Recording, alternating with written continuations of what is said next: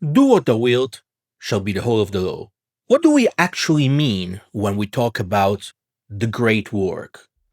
Because this phrase gets thrown around constantly. You will find it in alchemy, in Hermeticism, in ceremonial magic, and nowadays in podcasts and Instagram captions. It sounds grand, mysterious, almost cinematic. The great work. But after a while, if we're honest, it can begin to sound like one of those phrases that people repeat precisely because they have never had to define it. And so today I want to answer a simple question. What is the great work in practical terms? And by practical, I don't mean it's stripping it of its mystery. I mean understanding what it actually asks of your life. What does it require of you when you wake up in the morning? What does it change in your body, in your imagination, in your sense of purpose, in your relationships, and in your spiritual discipline? Because if the great work remains only a beautiful phrase, it is useless. It is just an ornament. It is something engraved above the door of a temple no one ever actually enters. My name is Marco Visconti, and this is the Thelema 101 series.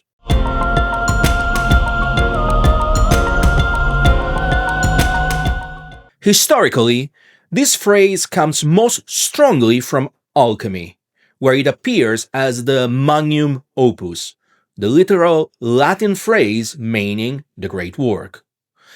And on the surface, this was the work of transmutation, the transformation of base matter into gold, the preparation of the philosopher's stone, the elixir of life, and the universal medicine. Now, modern readers and seekers often rush immediately to say, they didn't really mean physical alchemy. What they meant was psychological transformation. And this is a little bit too neat nowadays. Because most alchemists, now we know, really did work in laboratories with furnaces, vessels, alembics, metals, and elaborate procedures that could and would kill you if you were careless. But alchemy was never just chemistry in a sort of primitive costume. The laboratory was also a temple. The furnace was also an image of the soul under pressure. The matter in the vessel was also the matter of the operator. And the whole point of the alchemical imagination is that the outer and inner processes are bound together. So matter is not dead stuff, and nature is alive, is symbolic, eloquent, and saturated with hidden correspondences. And so when the alchemist speaks of turning lead into gold, we should hear several meanings at once. There is the metallic operation and there is the spiritual operation. And there is the transformation of the human being from a confused, divided, and reactive creature into something luminous, integrated, and solar. Lead is heaviness, inertia, the Saturnian weight of the unredeemed existence. Gold is incorruptibility, radiance, solar consciousness, and the perfected state. This is the fundamental meaning of the alchemical formula solve et coagula, dissolve and recombine. Break apart what is false, crude, tangled, and unconscious, and then reform it at a higher level of order. So the alchemist does not simply decorate the personality with mystical ideas. He dismantles the structure, puts it into the fire, watches it blacken and rot and separate and purify and recombine, and finally shine. In that sense, the great work begins with a brutal honesty about one's raw material. You do not begin with an ideal self, but with what you are in everyday life. Tired, distracted, vain, frightened, brilliant in places and childish in others, and carrying inherited wounds and habits and fantasies. That is what goes into the vessel, and that is what must be worked on. In Hermeticism, this idea broadens into the relationship between the microcosm and the macrocosm. The human being is a small world, a microcosm, reflecting the greater world, the macrocosm. And the famous Hermetic principle, as above, so below, is often treated nowadays like a vague spiritual slogan, but it means that the structure of the human being, the structure of nature, and the structure of the divine order all correspond to one another. And so the great work in Hermetic terms is the conscious alignment of the human being with the order of the cosmos. It is the restoration of the right relationship between the soul and the world, between the visible and the invisible, between the body and the spirit, the temporal life and that eternal pattern that gives that life meaning. And this is where magic, astrology, alchemy, Kabbalah, meditation, all these various spiritual practices blend together. Because they're not separate hobbies arranged on a spiritual shelf, but they're different instruments for studying the architecture of reality and bringing the human being into a conscious relationship with it. The magician studies correspondences because the world is not random and performs rituals because consciousness can be trained through symbols. And then he keeps a diary because spiritual experiences must be observed and tested and integrated rather than merely enjoyed or exaggerated.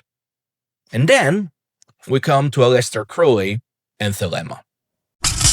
A quick word from today's sponsor, me. If you enjoy this channel and you'd like to go deeper into the work, you can find all my courses, workshops, and standalone lessons at magick.marcovisconti.org. That is where I put the more structured material for those of you who want to move beyond the occasional YouTube video and really study the stuff properly. You can also support my work on Substack, on Patreon, and through supers here on YouTube. All of that genuinely helps me making all these videos, these writings, these teachings, and building more material for people who are serious about the study of magic and Western esotericism. So if you'd like to support the channel and get something substantial in return, visit magick.marcovisconti.org and check out all the links below. And now, back to the video. Crowley inherits all of this, but then he reframes the great work around one central concept, will, that is, Thelema. In Liber ABA, Crowley famously defines magic as the science and art of causing change to occur in conformity of will, and he then adds that every intentional act is a magical act. These are among the most important sentences in modern occultism because they relocate magic from the theatrical fringe of life into the very center of human action. And thus magic is not merely what happens when you put on a robe and vibrate divine names, but rather the disciplined application of consciousness towards the fulfillment of will. In Thelema, true will is the deep trajectory of the being, the law of motion proper to the star. It is not invented by the ego. It is discovered and purified and embodied. And this is why the great work in Thelema is inseparable from self-knowledge. In Liber Collegi Sancti, the probationer of the AA takes an oath to prosecute the great work, which is defined there as obtaining a scientific knowledge of the nature and powers of my own being. This phrase is extraordinary because it is so sober. It does not say, to become glamorous or mysterious or spiritually special. It says, know what you are, know what you can do, and know the instruments you have been given, and finally learn how to use them. And this also tells us why Crowley was so insistent on method. The magical diary, the meditation, the banishing, the invocation, all of this and more belongs to a scientific approach to the self. Not scientific in the maybe shallow modern sense of only that can be measured in a laboratory exists, but scientific in the sense of a disciplined experiment. You do the work, you record the results, you compare claims against experience, and finally learn the difference between illumination and fantasy, between vision and delusion, between will and compulsion. And then Crowley sharpens the point even further. He writes that the single supreme ritual is the attainment of the knowledge and conversation of the Holy Guardian Angel. In Magick Without Tears, he warns that the central and essential work of the magician is precisely this attainment. And this is the core of the Thelemic great work. The Holy Guardian Angel is not simply a nice guardian spirit who helps you find parking spaces and makes life a bit more convenient, nor it's merely a poetic name for having good intuition. Crowley's language shifts across his writings, and Thelemites continue to debate the metaphysics of the angel. Is it an external being? Is it the deepest self, the divine genius, the algoides, the Atman, or is something beyond all these categories? But in practical terms, the essential point is this, and that is that the angel is the living center of the great work. It is the revealer of the true will, and the divine interlocutor through whom the fragmented human being becomes aligned with his own deepest self. In the Aleister Crowley Manual, I describe the great work as a lifelong process whose goal is the unification of the microcosm and the macrocosm, bringing together the polarities that create our perceived reality. This is why that book spends so much time on the foundations and on the building of the magical pyramid. None of that is glamorous, and precisely because it is not glamorous, it matters. People want the angel, they want the vision, the voice, the thunderbolt, and the name may be whispered in the darkness. Fair enough. But these things can happen, and yet the foundation of the work is often much less dramatic. In Aleister Crowley's mysticism, I take this further by framing the path as a journey towards Heliopolis, the city of the sun. Heliopolis is not just a destination in mythic space. It is a state of illumination, a return to the source of light, life, love, and liberty. In Thelemic terms, that means that the realization of the true will and the union with the Holy Guardian Angel. The journey is alchemical because the seeker is gradually transmuted from base metal of the ordinary self into the gold of the awakened soul. And this is also why the Thoth Tarot becomes so important in my own teaching. The major arcana can and should be approached as a map of initiation, a sequence of symbolic transformations that trains the soul to recognize its own architecture. In that sense, the Thoth Tarot is not merely a divinatory tool, but it becomes the true alchemical Athanor, a contemplative machine for refining consciousness. Now, what does this all mean in daily life? First, the great work requires that you stop outsourcing your life to other people's expectations. This does not mean becoming selfish or antisocial, but learning to ask with real seriousness, what is my actual will? What keeps me diverting from it? Where have I mistake fear for fate or destruction for freedom?